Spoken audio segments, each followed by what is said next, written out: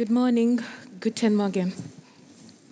My name is Hilda Flavia Nakabuye. I am the founder of Uganda's Fridays for Future movement.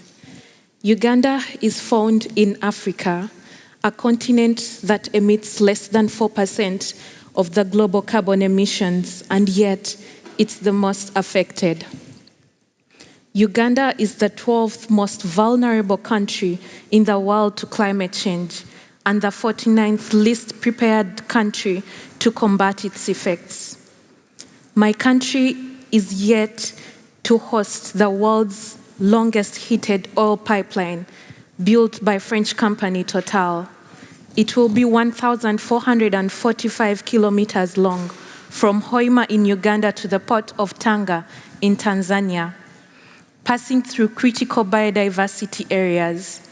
It will put major national parks, wetlands, rivers, and lakes, critical biodiversity, and not to mention livelihoods of millions at risk.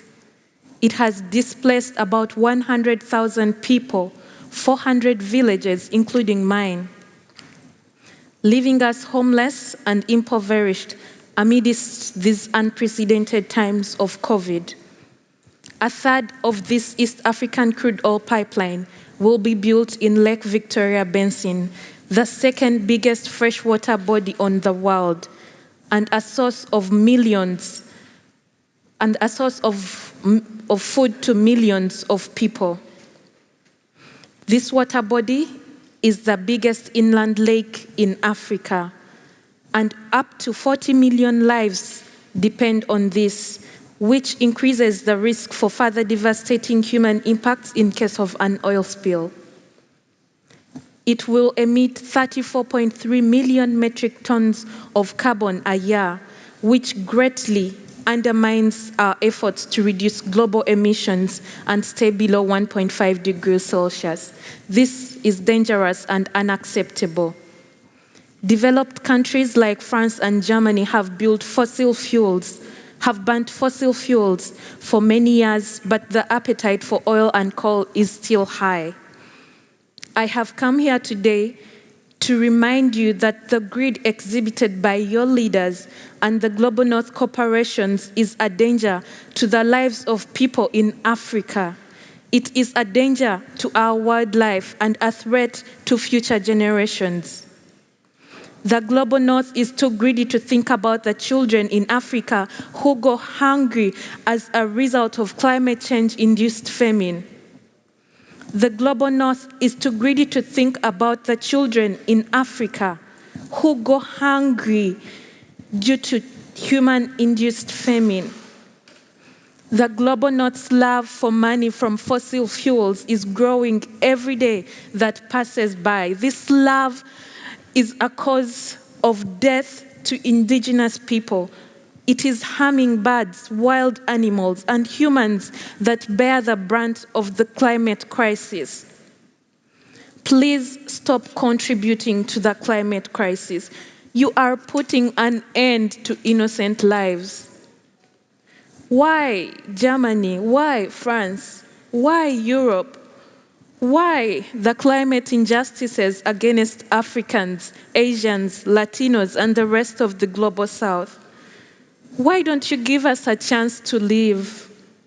From colonialism, slave trade, apartheid, to climate change, is this another form of injustice we have to endure? You don't care because you can afford to adapt to climate change, and yet we can't? France is aware Uganda is among the most vulnerable countries to climate change and one of the countries least prepared to combat its effects. But its oil giant, Total, is determined to worsen the situation.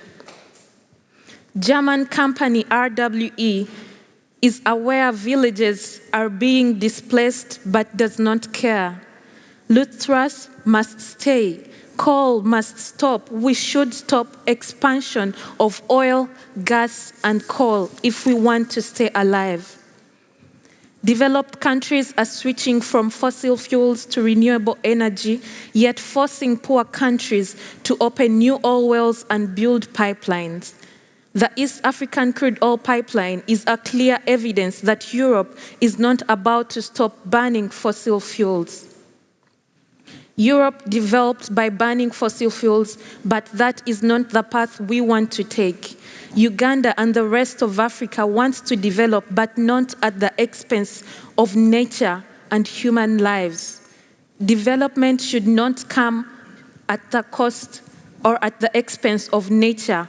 Fossil fuels must be kept in the ground. I know that the German Export Credit Agency could provide finances for the East African crude oil pipeline, and I'm here to tell you that this is a terrible idea. We need investment in renewable energy.